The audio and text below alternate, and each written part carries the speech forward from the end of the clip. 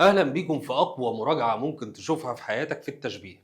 النهاردة مش هتتمرن على أنواع التشبيه بس، لا ده أنت هتاخد التشبيه وسر جماله وهتتمرن عليهم واحدة واحدة. طيب، أول مثال معانا: كأنك شمس والملوك كواكب، إذا ظهرت لم يبدو منهم كوكب. هنا هل التشبيه مجمل ولا بليغ ولا مفصل ولا تمثيلي؟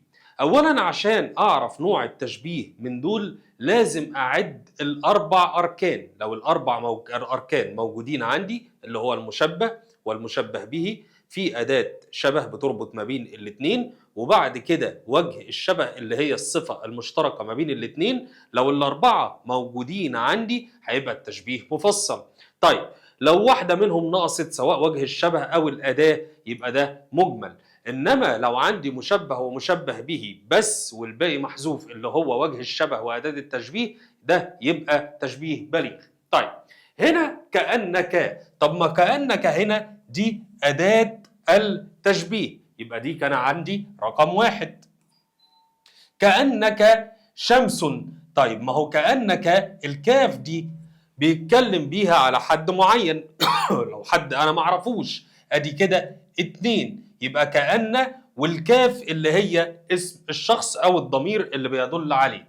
كأنك ايه؟ كأنك شمس والملوك كواكب، إذا ظهرت لم يبدو منهم كوكب. هل هنا في وجه شبه أو صفة مشتركة ما بينه وما بين الشمس هو ذاكرها؟ لا، يبقى أنا عندي ثلاث أركان بس، يبقى هنا التشبيه عندي تشبيه مجمل. اللي بعده: ما كل ما يتمنى المرء يدركه، رب امرئ حتفه فيما يتمناه، أو ليس كل ما يتمناه المرء يدركه، تأتي الرياح بما لا تشتهي السفن. هنا في المثال ده لو دورت معايا هتلاقي أصلا مفيش مشبه ومشبه به، لا ده هو قال لك ما كل ما يتمنى المرء يدركه، وبعد كده جاب هنا مثال مثال أو حكمة أو مثل. يبقى هنا رب امرئ حتفه فيما يتمناه، دي حكمة أو مثل. وطالما أنا لقيت حكمة أو مثل في الشطر الثاني ده على طول وأنا مغمض بيبقى تشبيه ضمني. اللي بعده: أنت بالمعروف قد أحييتني، وكذا الشمس حياة للنبات. هنا برضه هو مختتم بحكمة أو مثل في الشطر الثاني. هنا هو مش هتلاقي مشبه ومشبه به، لا هو هتلاقي الحكمة أو المثل اللي بتؤيد أو زي الشطر الأولاني أو الحاجة الأولانية. طبعا في الحالة دهيت احنا عارفين إن التشبيه هيبقى تشبيه ضمني.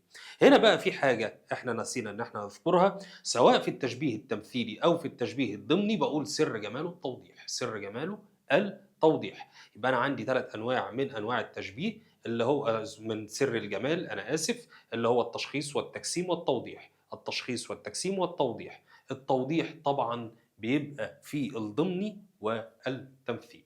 اللي بعده: أنت نجم في الضياء وليل في القهر والغلبة. أنت نجم في الضياء وليل في القهر والغلبة. تعال نعد كده يا شباب، فين المشبه والمشبه به؟ أنت ده رقم واحد، نجم ده رقم اتنين. في هنا أداة تشبيه؟ لا مفيش أداة تشبيه، لكن هنا في وجه شبه إن أنت نجم ولكن في الضياء، يبقى ده الركن الثالث من أركان التشبيه. يبقى هنا نوع التشبيه إيه؟ هو تشبيه مجمل لأنه ثلاث أركان. طيب تعال نجرب حظنا كده ونعرف سر جماله إيه. أنا عندي التشخيص اللي أنا بشبه فيه غير العاقل بالعاقل، والتجسيم، وعندي التوضيح. التجسيم بشبه فيه المعنوي بالمادي، والتوضيح اللي انا بشبه فيه المعنوي بالمعنوي او المادي بالمادي. طيب انا عاوز اعرف هنا سر جماله، فبسال نفسي سؤالين: هل المشبه الاول عاقل ولا غير عاقل؟ وبعد كده بسال نفسي مادي او معنوي لو ما عرفتش. طبعا انت ده هنا هيبقى عاقل. طب ونجم ده غير عاقل. اوعى تتسرع في الاجابه وتقول لي ده تشخيص، لان تشخيص تشبيه غير العاقل بالعاقل، يبقى ما تنفعش. يبقى هدخل على الحكايه الثانيه. انت هنا مادي ولا معنوي؟ هتقول لي مادي، والنجم مادي. طب ايه الحاجه اللي انا بشبه فيها المادي بالمادي؟ طبعا التوضيح. يبقى هنا ده تشبيه مجمل، سر جماله التوضيح. وصلت؟ طيب اللي بعده. انما الدنيا كظل ذائل، نحمد الله الذي قدرها. الدنيا، طبعا ده التشبيه. الدنيا هنا ادي كده واحد، شبهت الدنيا ايه؟ شبهت الدنيا بالظل. طبعا ربطت ما بين الاتنين بالاداة اللي هي الكاف، ادي كده اتنين، والظل هنا رقم 3. ظل صفته انه ذائل. هل هنا في وجه شبه عندك؟ لا، مفيش وجه شبه عندي. طب التشبيه اللي بعتمد فيه على 3 اركان هو ايه؟ التشبيه المجمل. صح كده؟ طيب اللي بعده. تحب العصافير دفء الغصون، كما يعشق الزهر همس الندى. طيب تعال نشوف المشبه والمشبه به. هنا مش هتلاقي مشبه مفرد، لا ده انت هتلاقي حالة كاملة. ان العصافير وهي بتحب دفء الغصون هيربط ما بين الاتنين بالكاف، كما يعشق الزهر همس الندى. يبقى انا هنا عندي حالة قصاد حالة، بشبه حالة العصافير في دفء الغصون زي حالة الزهر وهو بيعشق همس الندى. طالما هنا بشبه حالة بحالة، يبقى على طول وانا مغمض التشبيه تمثيل. سر جماله ايه؟ وانا برضه مغمض انا قلت التمثيل، يبقى سر جماله التوضيح. المثال اللي بعده. كل الحوادث مبناها من النظر، ومعظم النار من مستصغر الشرر. طبعا انت هنا لو جيت بصيت في هذا المثال مش هتلاقي مشبه ومشبه به، مش هتلاقي مشبه ومشبه به، بس هنا انت هتلاقي في حكمة او مثل في الشطر الثاني. يعني ايه؟ يعني معظم النار بتيجي من حاجة صغيرة قوي، من مستعظم الشرر بتيجي من حاجة صغيرة قوي، ممكن يكون عقب سجارة يولع حريقة قد كده. يبقى النار الكبيرة قوي قوي قوي ممكن يبقى حاجة صغيرة بس هي اللي بتؤثر فيها. طيب ولما يكون في حاجة فيها حكمة أو مثل ومفيش مشبه ومشبه به، يبقى التشبيه وأنا مغمض برضه ضمني. طب سر جماله إيه؟ سر جماله التوضيح. يبقى ما ننساش يا شباب، التشبيه التمثيل أو التشبيه الضمني بيبقى سر جماله التوضيح. اللي بعده. وأتى الأسير يجر ثقل حديده، أسد يجرر حية رقتا. طبعا هنا عارف انت لما تيجي كده تقرا هذا البيت ممكن تتخيل الأسير وهو بيجر الثقل. طبعا الأسير زمان كانوا بيربطوا في رجله حديد عشان ما يعرفش يجري، تبقى حركته بطيئة. فهو هنا شبهه بإيه؟ حالته وهو ماشي بيجر الحديد وراه زي الأسد لما بيجرر الحية، والحديد كده ماشي خلاص واخد حركات، فهو شبهه بالحية لما الأسد يجررها. طيب ايه هنا التشبيه اللي انا بشبه فيه حالة بحالة؟ طبعا انت حفظت اللي هو التمثيل، وطبعا سر جماله بيبقى التوضيح زي اللي قبله. خلاص اللي بعده. الشيب ينهض في الشباب كأنه ليل يصيح بجانبيه نهار. هنا الشيب ينهض في الشباب. هنا لو هتبص كده مش هتلاقي التشبيه مفرد، ده الشيب وهو بينهض في الشباب كأنه. على فكرة يا شباب، معظم التشبيه التمثيلي انا بقول المعظم بيربط ما بين الاثنين بالاداء اللي هي الكاف. يعني انا كده يعتبر انا قلت لك الاجابه، لان انت هتلاقي برضو في الشطر الثاني حاله ثانيه، يبقى هتلاقي هنا حاله بحاله. ما هو ايه الفرق بين التشبيه المفرد والتشبيه التمثيلي؟ التشبيه المفرد انا بشبه كلمه بكلمه، مفرد بمفرد، انما التمثيلي بشبه فيه حاله بحاله. خلاص يبقى هنا ده تمثيل وسر جماله برضو التوضيح. اللي بعده. إذا قل عقل المرء قلت همومه. مفيش مشبه ومشبه به. طب نبص على الشطر التاني. ومن لم يكن ذا مقلة كيف يرمد. ايه هي المقلة؟ هو عاوز يقول لك يعني اللي ملوش عينين ممكن عينه توجعه ازاي؟ يبقى ده حكمة او مثل. ده حكمة او مثل، وطالما حكمة او مثل سمعك انا يلي بتقول ضمني. يبقى الحكمة او المثل هو التشبيه الضمني، ودايما بيجي في اخر الكلام. طب سر جماله ايه؟ سر جماله برضه التوضيح. تمام يا شباب؟ تمام يا شباب. اللي بعده. ماء الحياة بذلة كجهنم، وجهنم بالعذ أطيب منزلي. طيب، ماء الحياة بذلة مش عارف، ممكن اعتبره مشبه. كجهنم، الكاف هنا أداة التشبيه، كجهنم. وجهنم بالعذ أطيب. طيب، هنا نوع التشبيه ايه؟ ممكن بقى انت تقول لي دي جملة فانا هنا شبهت حالة بحالة. طب هو جهنم دي حالة؟ دي مفرد. طيب يبقى تعالى نعد كده. يبقى ماء الحياة ادي كده واحد، الأداة هنا اللي هي الكاف ادي كده اتنين، كجهنم ادي كده تلاتة. يبقى التشبيه مجمل على طول. هتقول لي ازاي؟ طب ما هي في الأولانية جملة ممكن تكون حالة. لا، هي مش جملة. وحتى لو هي حالة، فين الحالة التانية؟ إذا كان عندك مفرد. إذا كان التانية عندك المشبه به عندك مفرد، يبقى عندك المشبه به ماء بتاع الحياة، ده مضاف إليه. الكلمة اللي بتيجي ورا الكلمة النكرة اللي أنا مش عارفها عشان توضح معناه، يبقى هنا عندي يعتبر كلمة وهنا كلمة تانية، وربطت ما بين الاتنين بأداة اللي هي أداة التشبيه. اللي بعد كده. لولا العيون وتفاح الخدود إذا ما كان يحسد أعمى من له بصر. هنا بقى لو قعدت أدور كده على مشبه ومشبه به مش لاقي. طب أدور على حالة بحالة مش لاقي. طب أدور على حكمة أو مثل عشان أقول تشبيه ضمني، من كان يحسد أعمى ما له بصر. لا، دي مش حكمة شباب. طب تعالى كده بص. ممكن أقول لولا العيون وتفاح الخدود، ممكن أعكسها كده واقول الخدود تفاح. تمشي؟ تمشي يا شباب؟ تمشي. الخدود تفاح. يبقى عندك مشبه ومشبه به اللي هو التشبيه المقلوب، اللي هو إضافة المشبه إلى المشبه به، وهي حالة أو صورة من صور التشبيه البليغ. يبقى عندي ده المشبه اللي أنا جبته في الآخر، وده المشبه به أدي كده اتنين اللي أنا جبته بعديه، يبقى ده تشبيه بليغ على طول. اللي بعده. والعيش في الدنيا جهاد دائم، ظبي يصارع في الوغى ضرغام.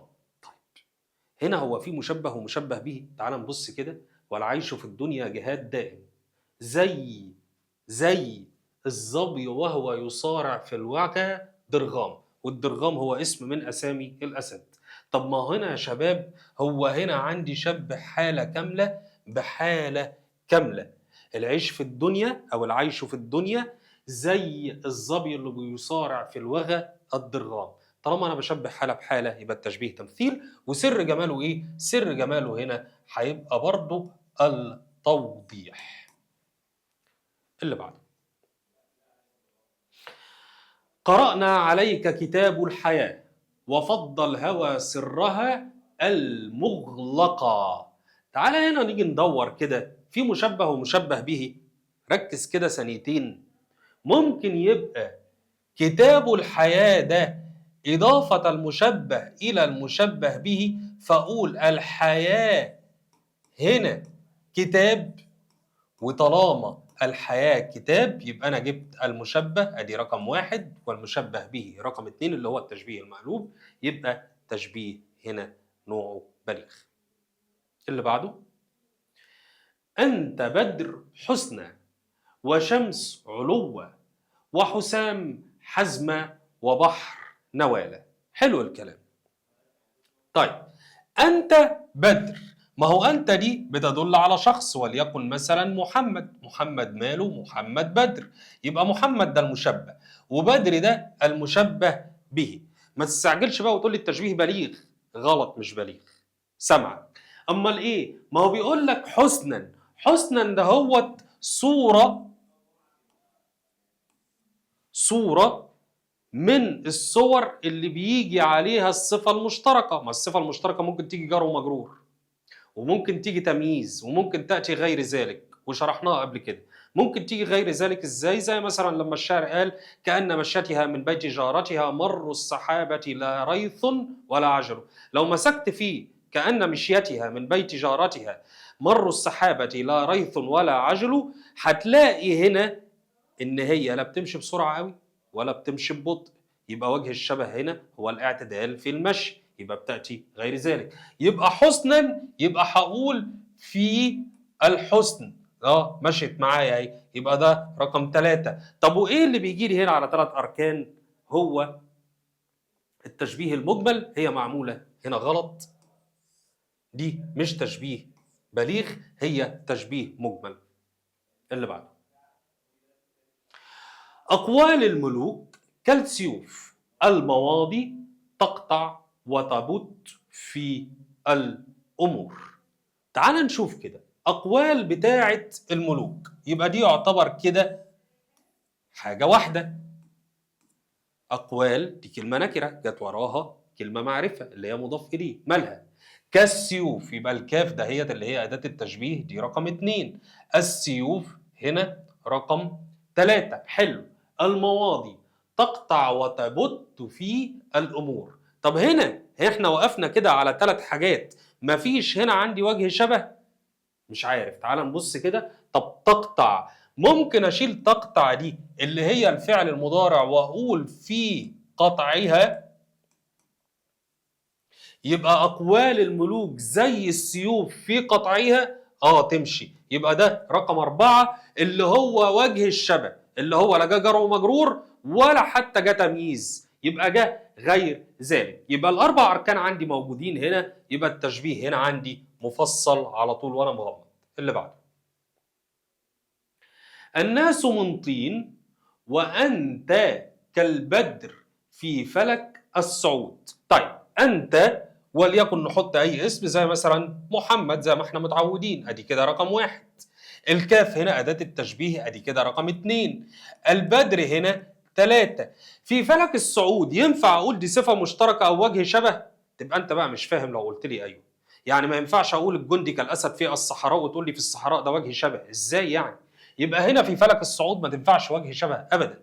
خلاص، ما تنفعش وجه شبه. وطالما هنا عندي 3 اركان يبقى التشبيه هنا مجمل بالظبط كده اهوت وانا مغمض. اللي بعده: تهون علينا في المعالي نفوسنا. تهون علينا في المعالي نفوسنا ومن يخطب الحسناء لم يغنيها المهر. مش هتلاقي مشبه ومشبه به، بس هتلاقي هنا ايه؟ حكمة او مثل. ازاي يعني؟ يعني انت عشان توصل للدرجات العالية الرفيعة لازم تذل نفسك وتتعب نفسك. فانت بقى بتعتزل اللعب، بتعتزل الفرجة على التلفزيون، وبتهين نفسك في المذاكرة عشان تنجح. زي ايه؟ زي اللي بيروح يخطب واحدة حسناء من ابوها، فأبوها طبعا صرف عليها، فيقول لك أنا عاوز مهر غالي فلا تغلي هذه الحسناء المهر. يبقى هنا الحكمة أو المثل ده، يبقى التشبيه هنا تشبيه ضمني. طبعا سر جماله التوضيح. اللي بعده: والماء حولك فضة رقراقة والشمس فوقك عزجد يتضرم. الماء حولك فضة. الماء شبهه بإيه؟ شبهه بالفضة الرقراق، والشمس عزجد. خد بالك إن هو حتى لو جايب لك تشبيهين في بيت واحد، لو جاب لك تشبيهين في بيت واحد يبقى لازم التشبيهين دول يبقى نفس النوع. ما ينفعش تشبيه يبقى نوع وتشبيه تاني يبقى نوع، لأن هو جايبهم لك في نفس البيت وجايب لك اختيارات عليهم. طيب، يبقى هنا أنا عندي مشبه ومشبه به، وهنا عندي مشبه ومشبه به. خلاص، يبقى هنا طالما عندي مشبه ومشبه به بس، يبقى هنا التشبيه بليغ. استنى، مش هننقل على اللي بعده لسه، انا عاوز اعرف سر جماله. طيب، بسال نفسي السؤالين اللي انا قلت لك عليهم في الاول: هل الميه هنا عاقله ولا غير عاقله؟ هتقول لي غير عاقل. طب والفضة برضو غير عاقل. طب هل في حالة من الحالات أنا بشبه فيها غير العاقل بغير العاقل؟ لا مفيش. طب أسأل نفس السؤال التاني بقى، هل المية مادي ولا معنوي؟ طبعا مادية، لأن أنا بمسكها بإيدي وممكن أشربها. طب والفضة مادي. طيب وإيه اللي أنا بشبه فيه المادي بالمادي؟ التوضيح. ما أنت لازم تكون حافظهم. تاني، تشخيص تجسيم توضيح. التشخيص غير العاقل بالعاقل، التوضيح المعنوي بالمادي، التوضيح مادي بمادي أو معنوي بمعنوي. اللي بعده، وطني أظف لك الشباب كأنه الزهر الندي. طيب هنا طبعا وطني أزف لك الشباب ما ينفعش ان انا اقول استعاره، هو مش جايب لي استعارات هنا، هو جايب لي التشبيه بس. طيب الشباب هنا كأنه الزهر الندي. تعال نعد. الشباب ده ادي كده رقم واحد، وكأنه هنا أداة التشبيه ادي كده رقم اتنين، كأنه ايه؟ كأنه الزهر الندي ادي كده رقم ثلاثة، ومفيش وجه شبه، فطالما عندي ثلاثة بس يبقى هنا التشبيه مجمل. اللي بعده، كالماء يبدي صفاء عند رقدته وكامن تحت ذلك الصف إقدار. فبنقول وكامن كالماء يبدي صفاء عند رقدته، الماء لما بتسيبه شوية يرقد كل الشوايب اللي فيه بتنزل. وكامن تحت ذلك الصف إقدار، يبقى تحت هذا الصفاء بتاع الماء في بيبقى إيه؟ في بيبقى القدر أو الطين. يبقى هنا أنا شبهت حالة بحالة وربطت ما بين الاتنين بأداة اللي هي الكاف، وقلت في الغالب لما بشبه حالتين ببعض وبربط ما بينهم بالكاف هيبقى على طول تمثيل. سر جماله إيه؟ سر جماله بيبقى التوضيح. اللي بعده، والمرء كالظل ولا بد أن يزول ذاك الظل بعد امتداد. طيب ده أسهل حاجة في الدنيا. المرء أدي كده ده المشبه، الكاف أداة التشبيه أدي كده اتنين، كالظل أدي كده تلاتة. هو في وجه شبه؟ في وجه شبه؟ مفيش وجه شبه، يبقى أنا عندي تلاتة بس، يبقى التشبيه ده مجمل. اللي بعد كده، تشرق شمس المعرفة من المطالعة. دي أسهل حاجة ممكن تشوفها في حياتك. تشرق شمس المعرفة من المطالعة، تقعد أنت بقى تدور ما تلاقيش مشبه ومشبه به. طب استعان، تشرق شمس المعرفة، مش ممكن برضو أعمل كده اللي هو التشبيه المقلوب وأقول هنا المعرفة شمس؟ صح ولا لأ؟ المعرفة شمس، يبقى ده هنا نوعه ايه؟ مشبه ومشبه به، ادي كده واحد ادي كده اتنين، يبقى التشبيه ده تشبيه بليغ. ممكن نعرف سر جماله؟ سهلة جدا ممكن نعرف سر جماله. تعال اقول لك، هي المعرفة هنا عاقل ولا غير عاقل؟ هتقول لي دي غير عاقل. طيب والشمس غير عاقل، غير عاقل وغير عاقل ما تنفعش، يبقى ما ينفعش. طب والمعرفة هنا مادي ولا معنوي؟ دي معنوي. طب والشمس؟ الشمس مادي. طب وايه اللي بشبه فيه المعنوي بالمادي؟ التجسيم. برافو عليك. والتجسيم كمان على فكرة ممكن اقول عليه التجسيد، يعني كده تمشي وكده تمشي. اللي بعد كده، نفسي او نفسي مرجل وقلبي شراع بهما في الدموع سيري وارسي. طبعا احمد شوقي لما كان مغترب عن الوطن منفي عنه. طيب المرجل هنا اللي هو عاوز يقول ايه؟ الغلايه بتاعت السفينه، ما كان زمان بيشغلوا السفن بطاقه البخار، فالبخار ده لما يندفع يمشيها، ده اسمه المرجل. طيب هو هنا شبه نفسه بالمرجل، ادي مشبه ومشبه به. طب قلبي شراع، مشبه ومشبه به برضه، يبقى الاثنين هنا مشبه ومشبه به بس، يبقى على طول بليغ. اللي بعده،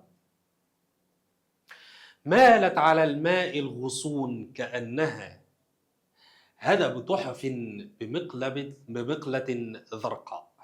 مالت على الماء الغصون كأنها. طب ما هو مالت على الماء هنا أنا مش تشبيه مفرد، ده أنا هنا أنا بشبه حالة. خلاص؟ بحالة تانية كأنها هدى بتحف بمقلة زرقاء، يبقى هنا تمثيل لأن أنا شبهت حالة بحالة، وسر جماله بيبقى التوضيح. تصرح الدهر تصريح الغمام لها عن يوم هيجاء منها طاهر جنوب. طيب هنا انت لو دورت على المشبه والمشبه به هتلاقيه، بس هو صعب شويه.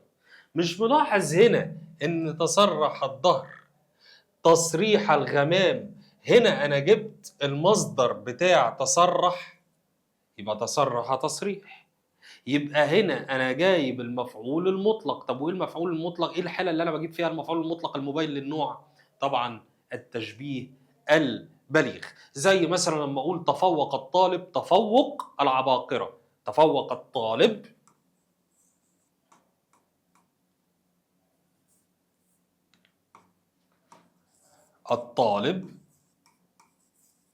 تفوق العباقره. خد بالك ان تفوق الطالب ده هنا ده المشبه، تفوق العباقرة ده المشبه به. وخد بالك ان المفعول المطلق هنا لازم يجي بعده مضاف اليه، لازم يجي بعده مضاف اليه، ما يجيش مثلا بعده نعت، زي مثلا تفوق الطالب تفوقا كبيرا. خلاص؟ لا ما تنفعش، لازم يجي وراه مضاف اليه عشان يبقى تشبيه بليغ. اللي بعده،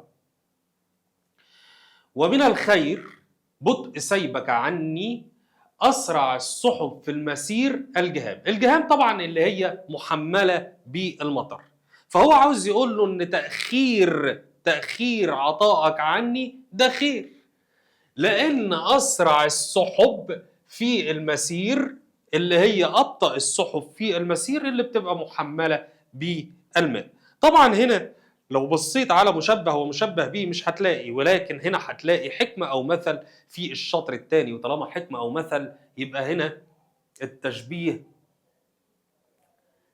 ضمني. مش شايفها كويس، وطبعا سر جماله هنا التوضيح. اللي بعده، فإذا شكى فالقلب برق خافق، وإذا بكى فدموعه الأمطار. حلو الكلام. طيب فإذا شكى فالقلب هنا ده مشبه، ادي كده واحد. شبهته ايه؟ شبهته بالبرق الخافق، وده نعت ما تعتبرش حالة يا شباب، ده انا بوصف هنا البرق، ادي كده اتنين.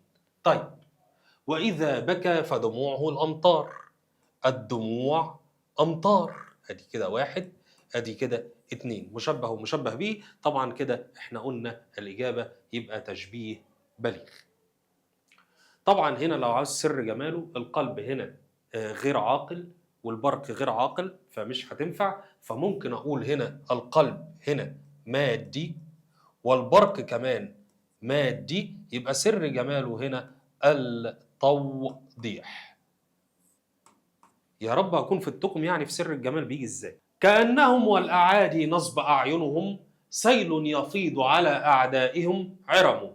طبعا العرم اللي هم بكثرة يعني. طيب كأنهم هنا في أداة تشبيه، والأعادي نصب أعينهم سيل يفيض على أعدائهم عرم. طيب هنا في أداة تشبيه وهو ابتدى بالكاف. طب والأعادي حالتهم وهم نصب أعينهم كأنهم سيل يفيض على أعدائهم عرم. وتبقى هنا أنا شبهت حالة بحالة، يبقى تشبيه تمثيل، وسر جماله هنا التوضيح.